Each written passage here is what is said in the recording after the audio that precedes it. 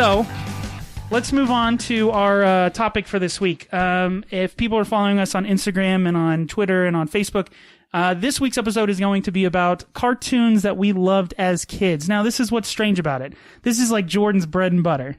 And he's not here. And he's not here. But I got some of his, what his top 5 are. We're going to go through our top 5. I'll save his for the very end, and then I've got some from the community that are pretty interesting. Oh, cool. So let's start. Number 5. Do you want me to go first, or you want to go first? I want to go first, David. All right. Number 5 on the top cartoons as a kid. First up. Yeah, let's talk about how we created the list. So, we created the list. It has to be animated, so I couldn't do Power Rangers, even though Power Rangers would be like number 1 or 2. Freaking love me some Power Rangers. So it has to be animated. Obviously, it's a cartoon. Cartoons we enjoyed as a kid, so we didn't choose like South Park or Family Guy, because those are all more adult-oriented cartoons. Yeah, and it's really close to The Simpsons, but it's just more. This is more like when you're a kid. Yeah, like younger. Yeah.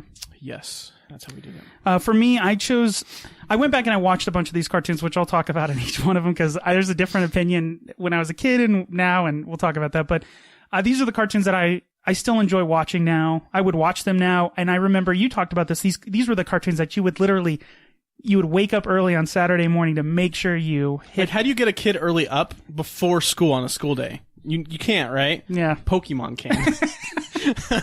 Pokemon. All right, but let's go. Let's start. Number 5. What is your number 5, Well, sir? let me get some little background on my list. All right. Jordan would know if he would be here. Yeah. But growing up without cable is kind of hard. Yep. As a kid, you don't get a lot of these cool Rugrats, Rocko's Modern Life, all these cartoons. Nicktoons, yeah. You didn't have Nickelodeon. No, I had like UPN, Fox, and ABC. Yeah. That's pretty much it. I don't think NBC really had cartoons. They had more like science shows. Those are like, yeah. Anyways, so that's my background. So when you're like, oh, why isn't X on your list? That's why. Cause I was broke. Anyways, number 5. Well, before I get to number 5, a couple honorable mentions of just stuff that really, really good cartoons that I just couldn't throw in my top 5. Mm-hmm. I'm just going to list these out. Okay. Gargoyles. I think we mentioned previously on this show. Gargoyles is excellent. That was later. That was a good show, but like I said, I kind of was freaked out about that show because it was like kind of dark. Bobby's World. Excellent show. Excellent show. World. Yeah, Howie was the voice of that, right? Oh, that's so weird. And his mom would be always like, "Don't you know, from Minnesota?" yeah. Listen here, Bobby. Batman the Animated Series, and I know people are like, "How could that not be on your top 5?" Yeah, it's really hard. You'll see soon enough. Yeah, or listen soon enough. Spider-Man, another really good one. This was almost my number 5, and then The Tick is another one where I. Honorable mention. Tick was excellent. Spoon. So funny. They need to bring that back. They are bringing it back? They're gonna take another stab at the whole live action Tick. So we'll see. It was great. Did you ever watch the live action? I watched the Fox one. It was excellent. It was so bad. Like good bad. You know what I mean? That was the whole point, though. Oh, it was like, how did this get past like executives? Like it was. Some of it was pretty brutal. But okay. All right. So now number 5. Number 5. Drum roll. Okay. X-Men. Ba-na-na-na-na-na. Exactly. Everyone knows the intro to this TV show. It's excellent. Again, no pun intended. Good one, David. As I mentioned before, I wasn't really into comic books and stuff because we were too broke to really afford them. So this was my foray into comic book heroes and all that kind of stuff. Obviously with Spider-Man I watched as well and Batman the Animated Series, but I liked X-Men way more than any of those.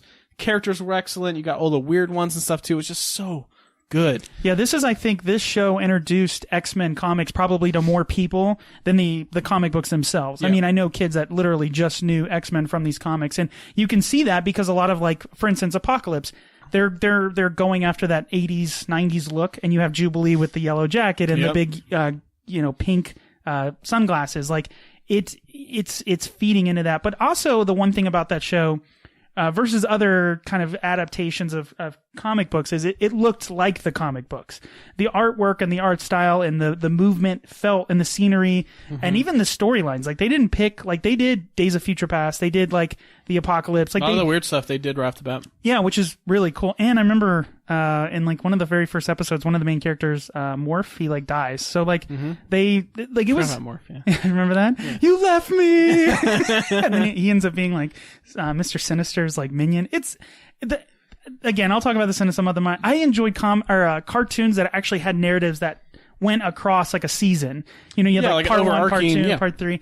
And it's interesting how that particular cartoon shapes probably what people think of as X-Men more than anything. They did the Dark Phoenix saga, which again, the movie's so all good. Yeah, so good. And it did better than the movie. Yeah, probably. Well, they didn't kill off everybody and then say, well, time travel, we'll fix all that. Yeah, exactly. Okay. Anything else for that? No, just really good. Check it out. Like I said, the intro's in everyone's head right now anyways. Na-na-na-na-na-na. Yeah. Anyway, it's excellent. David, what is your number 5? My number 5 is Ren and Stimpy. Oh. Again, Nicktoons, so you probably I'm like, great. But no, the reason I love this show was a couple things.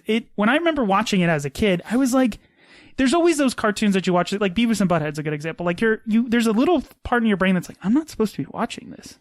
Like this I don't think it's a kid's cartoon at all. Well, the thing I would say about Ren and Stimpy, the reason I love that show is because it was just silly. Like many. It's weird to be weird. No, like reason to be weird, but just like you said, silly, and that's why kids like it. But when you're an adult watching it, you're like, ugh. But there's so many like odd things that are happening right now. Yeah, the kids don't really pick up on that. So exactly, I think more for both audiences. This cartoon was Adult Swim before Adult Swim was around. Like this is the cartoon that made that because it ended up I think running on MTV for a period of time. Yeah, I think so. But I used to love as a kid. Maybe I was a weird kid. I know I was a weird kid. But they would do like the regular animation, the 2D animation, and then they would like cut into a close up, and it would be like that zoom in like artwork, painted almost like SpongeBob does that. Yeah, and that's the thing. Like I like that people still do that. But it was a great show because it didn't shove like, every cartoon that we'll go through here always try to teach kids like morals, like don't share with your friends or do this or don't do that. This show was just like, we're weird. It's just super weird, happy, joy. And now I went back and I watched a few episodes. There is so much sexual innuendo in this cartoon. I've seen a couple of things. There is, they take stabs at so many other cartoons that were popular before and at the same time as them. Like, for instance, everyone, when you're a kid, all you ever want is the toys that are associated with these cartoon shows. Like, they were making fun of it when they came out with that whole log. Like, it's log. If it's on your back, it's great for a snack. Like, they're making fun of, like, we can sell kids anything. And I haven't heard. So it's kind of like meta, right? Yeah, it's making fun of the whole cartoon idea. But it's just, again, I love the show because it was just so silly. I really did appreciate that part of it. So if you haven't checked it out, go watch Ren and Stimpy. At least watch like the first 2 episodes and just be like, what the, like, what do we subject our like children to back then? Ren just goes insane in a couple of these, like literally loses his mind. Like just insane, like bites soap and it's crazy, but it's so much fun. I don't know. They talked about, I was watching like a documentary type thing about it, and the creator said he never wanted any of his animators to draw the same expression ever. Because the idea was like, you have characters that are happy. Well, happy is, you could have 1,000 different ways of being happy. Joy. All right, that's my number 5. How long was that show on? Well, it ran on Nickelodeon for a period of time with like Nicktoons, like Doug and Rugrats and stuff like that, and then it got picked up by MTV. And I don't know if it ran more episodes, but it was only around for. I know the original writer was only on for maybe a couple seasons, and they got rid of him because they were like, "This is too weird." It was really popular though, and then I think it was on for maybe another 2 more years. So it was only like four seasons. I know the DVD box set is probably like 2 DVDs. Oh, gotcha, it's not like an anthology of stuff. Yeah. All right, so that's my number 5. Do you want?